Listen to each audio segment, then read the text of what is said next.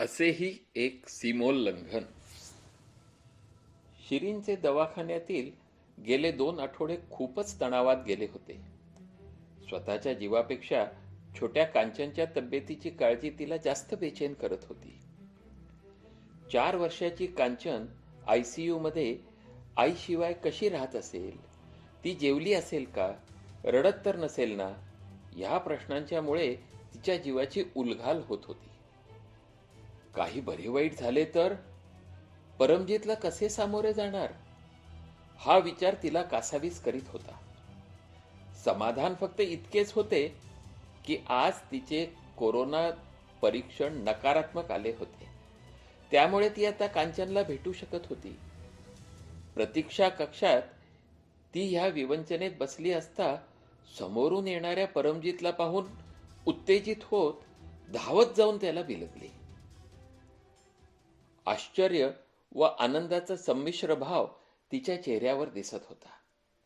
आत्तापर्यंत दाबून धरलेला धीर सर्व बाध फोडून डोळ्यावाटे पाझरू लागला. परमजीतने अंगातील सर्व त्राण एकवटून तिला कडकडून मिठी मारली. नकळतच त्याचे ओठ शिरीच्या कपाळावर टेकले. त्यात प्रणयातुरतेपेक्षा भेटीच्या समाधानाचे भाव स्पष्ट दिसत होते. काही क्षण तसेच गेल्यावर भानावर येत थोडे बाजूला सरकत शिरीनने त्याच्यावर प्रश्नांची सरबत्ती सुरू केली. तू आलास कसा? वाणिज्य दूतावास सुरू झाला का? डिसेंबर 20 पर्यंत H1 विजा स्टॅम्पिंग बंद करण्याचा अमेरिकन सरकारचा नियम अजून बदललेला नाही. मग तुझे विजा स्टॅम्पिंग कसे झाले? एका श्वासाचीही उसंत न घेता तिने या सर्व प्रश्नांची तोफ त्याच्यावर डागली. पण तो मात्र शांतपणे स्मित करत तिच्याकडे बघत होता. तुझ्या सर्व प्रश्नांची उत्तरे घरी गेल्यावर निवांत देईन असे म्हणत त्याच्या लाडक्या कांचनची चौकशी केली आणि तिला आयसीयूच्या काचेतून पाहिले. अनपेक्षितपणे समोर आलेल्या बाबाला पाहिले आणि कांचन एकदम प्रफुल्लित झाली. दोघांच्या मध्ये असलेल्या काचेच्या पार्टिशनलाच बिलगली. दोन्हीकडून अश्रूंचे पूर वाहू लागले होते. काचेच्या पलीकडून हाताला हात, गालाला गाल लावून भेटीचा त्यांचा प्रयत्न दवाखान्याचा सगळा स्टाफ डोळे रोखून पाहत होता. डॉक्टरांनी सांगितले की तिच्या तब्येतीत खूप सुधारणा आहे. उद्या रक्त तपासणीचा निकाल नकारात्मक आल्यास 2 दिवसात तुम्ही तिला घरी घेऊन जाऊ शकाल. त्याच्या कानात उतरणारे हे शब्द त्याला अमृतासम भासले. आज कांचन घरी येणार म्हणून दोघेही खूप खुश होते. पहाटेच उठून परमजीतने फुगे व फुलांनी संपूर्ण घर सजवले. त्याचे कांचनवरील प्रेम तसेच त्याची कलात्मकता सजावटीत झळकत होती. परमजीतचा हाच स्वभाव, हाच उत्साह तर शिरीनला भावला होता. परमजीतची ती लगबग पाहून तिला हार्वर्डमधील ते दिवस आठवू लागले. परमजीतचा थट्टा विनोद करण्याचा स्वभाव, त्याची हुशारी, धाडसी वृत्ती, त्याच्या स्वभावातील सचोटी पाहून तर ती त्याच्यावर भाळली होती. तो पंजाबी, ती रत्नागिरीची मराठे कुटुंबातील. रूपाबरोबर सरस्वतीचेही वरदान दोघांनाही प्राप्त झाले होते. कांचन आज बाबाच्या बरोबर घरी जायचे म्हणून खूप आनंदात होती. घरात शिरल्याबरोबर केलेली सजावट पाहून कांचन आनंदाने बेभान झाली. तिघांनीही मिळून तो दिवस खूप आनंदात साजरा केला. दुसरा दिवस उजाडला. शिरीन खूप आनंदात होती, पण परमजीत जरा गंभीरच होता. कांचन अजून झोपली होती. परमजीतने शिरीनला समोर बसवले आणि थोड्या गंभीर पण निश्चयी स्वरात सांगू लागला की मी अनैतिक मार्गाने अमेरिकेत प्रवेश केला आहे. नियमबाह्य वागणे हा माझा स्वभाव नाही. तेव्हा मी आज नाही, आत्ताच, शक्यतो कांचन उठायच्या आत पोलीस ठाण्यात जाऊन आत्मसमर्पण करणार आहे. हे वाक्य म्हणत तो हात जोडून माफी मागत शिरीनच्या समोर केविलवाणा चेहरा करून बसला. शिरीनलाही घाईवरून आले. त्याला जवळ घेत खंबीरपणे म्हणाली की माझा परमजित असा खचून गेलेला मला आवडणारच नाही.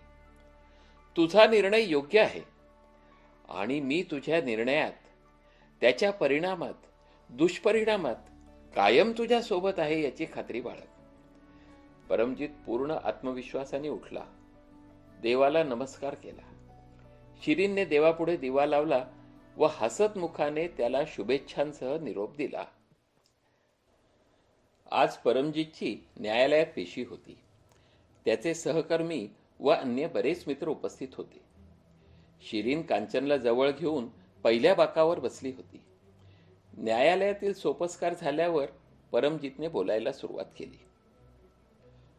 होय न्यायाधीश साहेब, मी अनैतिक मार्गाने अमेरिकेत प्रवेश केला आहे.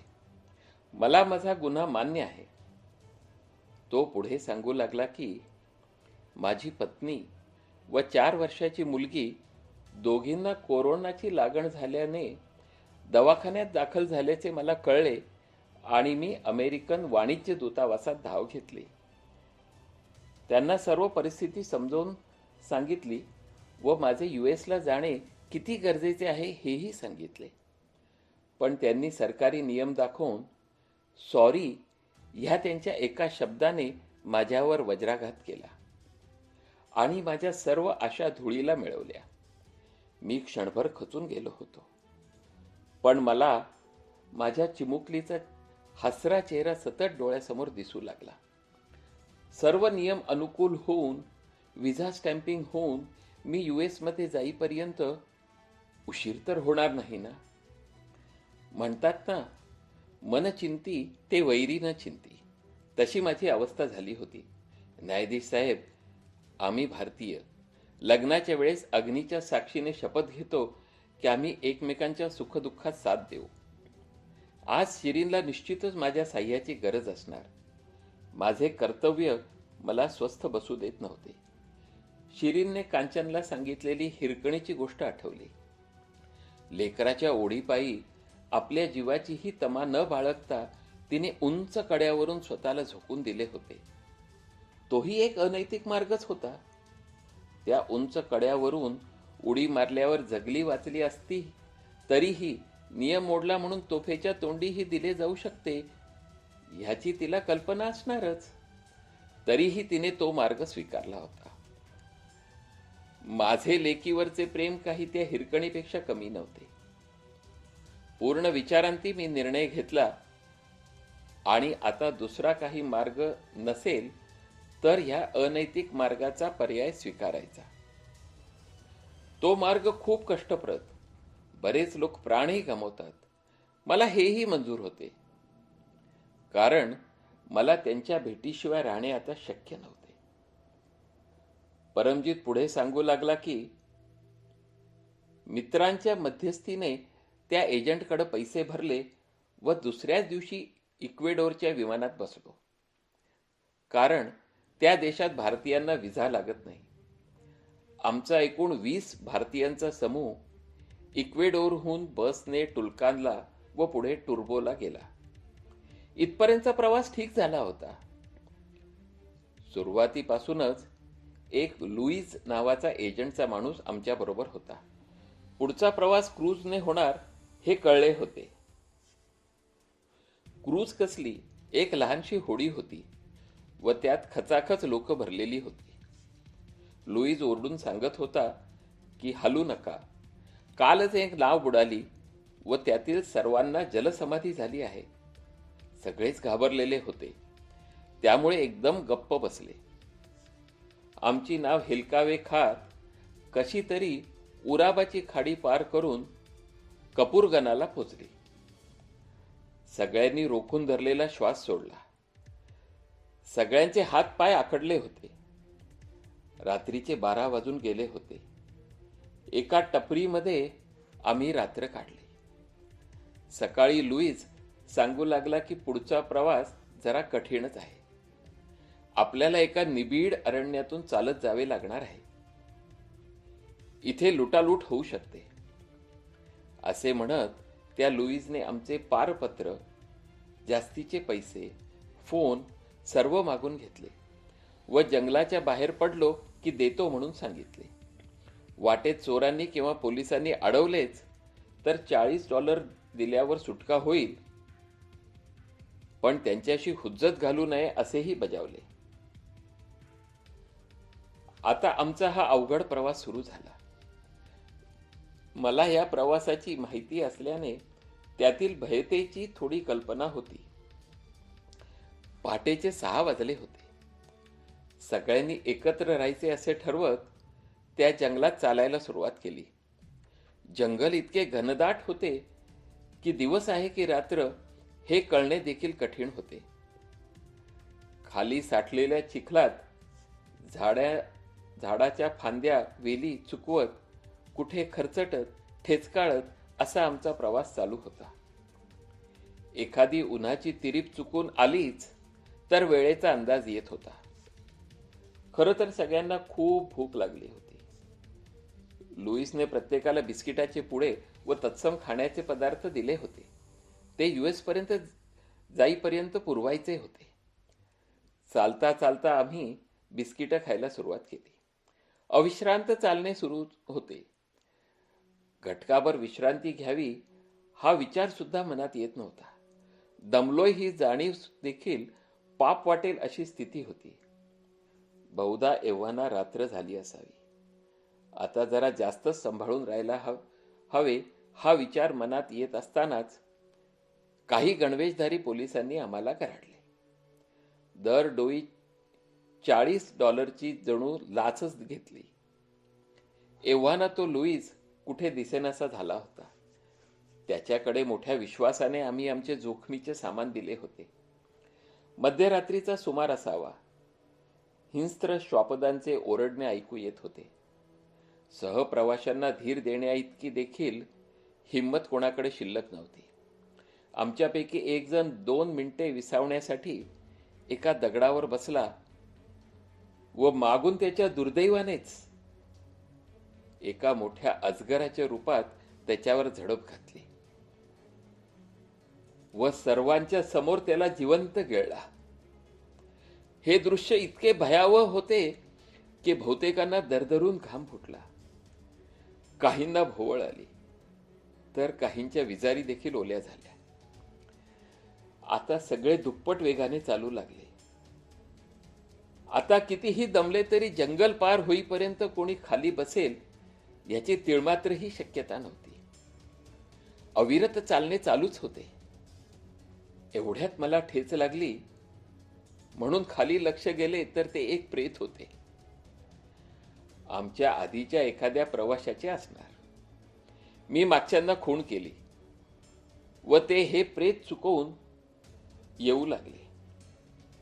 पुढे थोड्या थोड्या अंतरावर मृत व्यक्तींचे देह, काही नुसतेच अवयव, कोणाचे फक्त धडच तर कुठे फक्त हात पायांचे तुकडे पडलेले होते. त्याचा पसरणारा दुर्गंध आमचे डोके उठवीत होता. या भयानक दृश्याचे काय गोडू बंगाल असावे या विचारात असतानाच एकदम गलका ऐकू आला. काही उमजायच्या आतच लक्षात आले की आम्ही परत गराडले गेलो आहोत. पण हे पोलीस नव्हते. उंच, धिप्पाड, शस्त्रधारी अशा 25-30 लोकांनी आम्हाला धरले. हातातील सुरे, जांभिये, पिस्तुली, बंदुका नाचवीत नुसता आरडाओरडा, झोंबाझोंबी चालू होती. ते काय बोलत होते ते इतर कोणालाच काहीच समजत नव्हते. मला थोडंफार स्पॅनिश समजत असल्यामुळे मी त्यांना आमच्या वास्तविक परिस्थितीची कल्पना दिली. एजंट आमचे पैसे, फोन, दागिने घेऊन पसार झाल्याचे सांगितले. थोडे पैसे शिल्लक होते ते पोलिसांनी घेतले, पण ते ऐकायलाच तयार नव्हते. त्यांचे म्हणणे न ऐकलेल्यांची प्रेते वाटेत पाहिली असतीलच हे त्यांनी सांगितल्यावर मात्र सगळ्यांचे धाबे दणाणले. पाय लटपटायला लागले. न्यायालयात जमलेले सगळे अवाक होऊन हे सर्व ऐकत होते. परमजीत पुढे सांगू लागला की स्पॅनिश येत असल्यामुळे मी मध्यस्थी करत दरडोई $50 पर्यंत दर खाली आणला आणि आम्ही ठरलेले डॉलर देऊन पुढे जाऊ लागलो. बहुतांश लोक निघाले, पण थोडे पुढे गेल्यावर काही किंकाळ्या ऐकू आल्या. बहुधा त्यांची जास्त हुशारी त्यांना नडली असावी. मागच्या ताफ्यातील प्रवाशांना 3-4 प्रेत जास्त आडवी येतील. सर सलामत असे म्हणत आम्ही जीव मुठीत धरून देवाचे उपकार मानी धावू लागलो. आपण एवढ्या मोठ्या संकटातून सही सलामत सुटलो ह्या आनंदात सगळे असतानाच नवीन संकट आवासून आमची वाट पाहत होते. काही अंतर पुढे जाताच मोठी डरकाळी ऐकू आली. डरकाळ्यांचे आवाज जवळ सरकू लागले होते. आमच्यापैकी कितीतरी प्रवासी एकमेकांना घट्ट धरून येऊ लागलेल्या संकटापासून सोडवण्यासाठी आपल्या इष्टाचा धावा करू लागले. भीतीने सर्वजण त्राण एकवटून धावत सुटले. बरेच अंतर धावल्यानंतर जरा कानोसा घेतला व डरकाळ्यांचा आवाज येत नाही हा अंदाज घेऊन निश्वास सोडला खरा, पण आमच्यापैकी 2 जण साथ सोडून गेले आहेत ह्या जाणीवेने जीवाचा थरकाप उडाला. संभवतया म्हणूनच त्या सिंहांनी आमचा पाठलाग केला नसावा. 20 पैकी आता फक्त आम्ही 15 जण शिल्लक राहिलो होतो. आम्हा उरलेल्यांचा प्रवास पुढे सुरू झाला. आता प्रत्येकाचीच हिंमत पस्त झालेली होती. पायच काय पण सारे अंगच ठणकू लागले होते. झालेली दमछाक व अनावर झालेली झोप यांनी आता आमच्या झोकांड्या जाऊ लागल्या होत्या. या जंगलात शिरल्यापासून 2 दिवस उलटून 3रा दिवस उजाडला होता. काही क्षणांचा विसावा मिळावा असे मनोमन वाटत होते, पण डोळ्यासमोर तो अजगर दिसू लागे. आता मेघगर्जना ऐकू येऊ लागल्या होत्या. विजांचा कडकडाट उरी भय भरीत होते. मुसळधार पावसाला सुरुवात झाली. वरून पाऊस व खाली पाण्याचे पाट वाहू लागले. आम्ही चिंब झालो होतो. वारुळात पाणी शिरले की साप बाहेर येण्याची शक्यता होती. या जंगलात अत्यंत विषारी नाग आढळतात हे माझ्या वाचनात आले होते. सर्वांना सावध राहण्याचा इशारा केला व झपझप पावले टाकीत अंतर कापू लागलो. आता जंगलही जरा विरळ होऊ लागले होते. पावसाचा वेगही कमी झाला होता. समोर मोकळे मैदान दिसले आणि आमचा जीव भांड्यात पडला. पण आता पुढे काय हा प्रश्न भेडसावू लागला होता. त्या लुईसचा तर पत्ताच नव्हता. आमच्याकडे पैसेही नव्हते. पुढच्या प्रवासाची दिशा कळत नव्हती. साधन माहीत नव्हते. कुठला देश आहे याचा अंदाज येत नव्हता. फक्त त्या जंगलातून सही सलामत सुटका झाल्याचे समाधान होते. ह्या पनामा देशातील नवीन वाट्याड्यानेच आम्हाला गाठले. एक 8 सीटच्या जुनाट वाहनात आम्हा 15 जणांना कोंबले. आम्ही इतके दमलेलो होतो की ही कोंबलेली अवस्था पण आम्हाला सुखावं वाटत होती. इथून आज रात्रीतून आम्हाला कोस्टारिका, निकारागुआ, होंडुरास, ग्वाटेमाला ओलांडत मेक्सिकोत पोचायचे होते. गेल्या 60 तासांच्या अविश्रांत प्रवासामुळे वाहन सुटताच येणाऱ्या पहिल्या गार वाऱ्याच्या झुळुकीबरोबर सगळे गाढ झोपले होते. थोड्या वेळाने ते वाहन कुठेतरी आडवाटेला जाऊन थांबले. वाटाड्याने आम्हाला उठवले व ती देशाची सीमा अंधारातच लपतछपत चालत पार करायला सांगितले.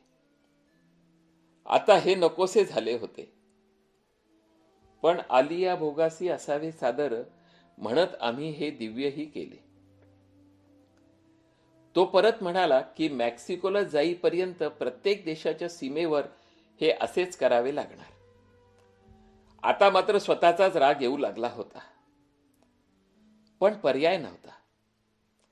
अशी मजल दरमजल करीत आम्ही मेक्सिकोत येऊन पोचलो. काल रात्रीच्या प्रवासात एक जण पकडला गेला होता. उरलेल्या आम्ही 14 जणांनी आडबाजूच्या एका झोपडीवजा टपरीत रात्र काढली. सकाळी त्याने काही पर्याय सांगितले.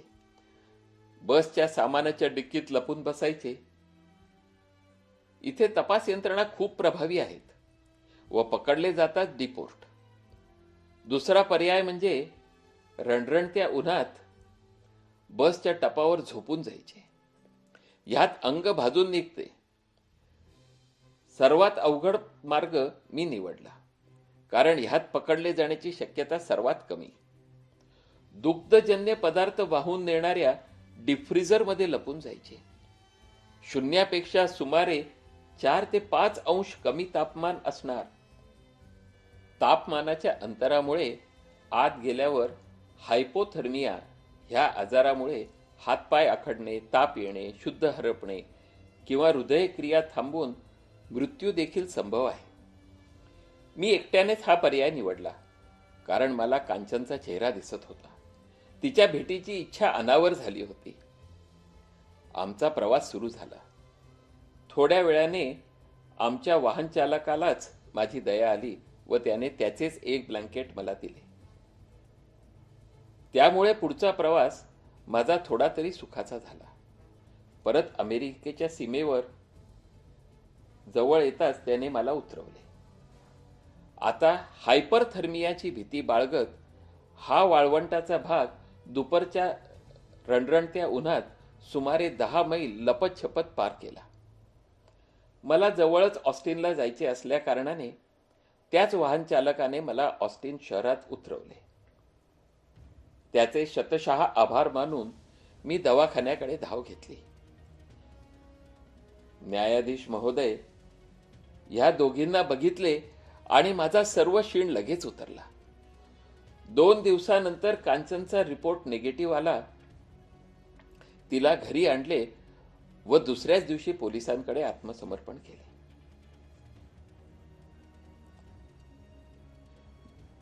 न्यायाधीशांचा हा प्रश्न स्वाभाविकच होता की अमेरिकेत तुमच्याकडे चांगली नोकरी असल्यामुळे तुम्हाला इथे राहण्यात काहीच अडचण आली नसती, तरी तुम्ही इतक्या घाईने पोलिसांच्या हवाली का झालात? आता परमजीतच्या डोळ्यात एक वेगळी चमक दिसली.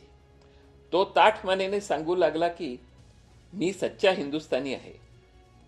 असे वाममार्गाने प्रवेश करणे मला कदापि मंजूर झाले नसते, पण परिस्थितीने मला हे करायला भाग पाडले. मी पोलिसांकडे जाऊन स्वतः कबुली दिली नसती तर मी आत्मग्लानीने ग्रसित झालो असतो. मी स्वतःच्याच नजरेत पडलो असतो.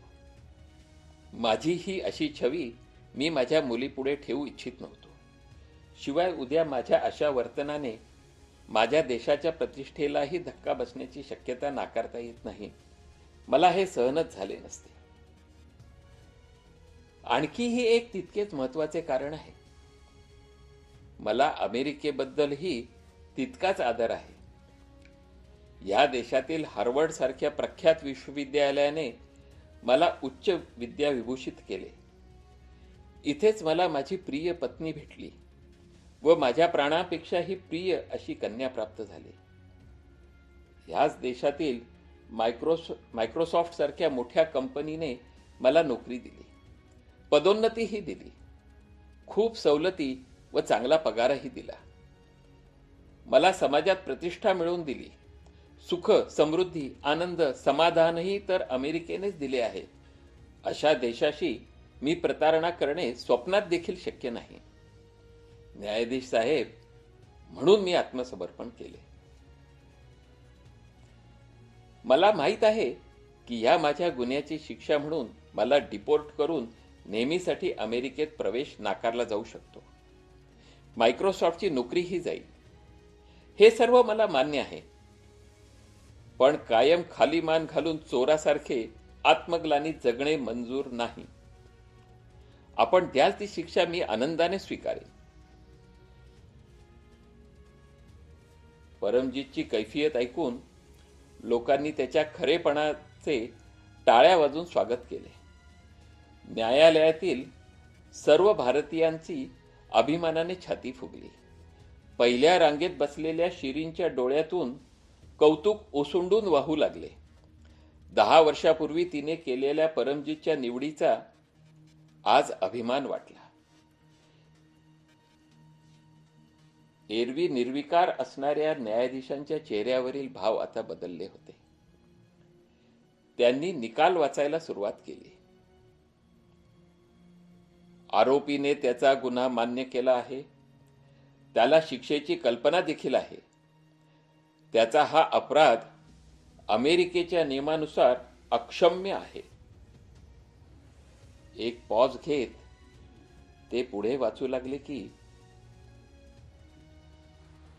तरी पण प्राप्त परिस्थिती, त्याचे त्याच्या मुलीवरील उत्कट प्रेम, त्याची सचोटी, मायदेशाबद्दलचा अभिमान, तसेच युनायटेड स्टेट्स बद्दल असलेले प्रेम, कृतज्ञता पाहून जुन्या सर्व निकालांचा संदर्भ न घेता अपवाद स्वरूप न भूतो न भविष्यती असा हा निर्णय जाहीर करत आहे. मी आरोपी परमजीतची त्याने केलेल्या गुन्ह्यातून निर्दोष सुटका करीत आहे. त्याच्यासारख्या हुशार व प्रामाणिक माणसाची अमेरिकेला कदर आहे हे दाखवत त्याला सल्ला देतो की त्याने ह्यापुढेही इमाने इतबारे अमेरिकेच्या प्रगतीस हातभार लावावा आणि त्याने असा द्राविडी मार्ग स्वीकारण्याचे धारिष्ट परत कधीही करू नये. ह्या अनपेक्षित निकालाने आश्चर्यचकित झालेल्या प्रेक्षकांनी टाळ्यांच्या कडकडाटात न्यायालय दणाणून सोडले.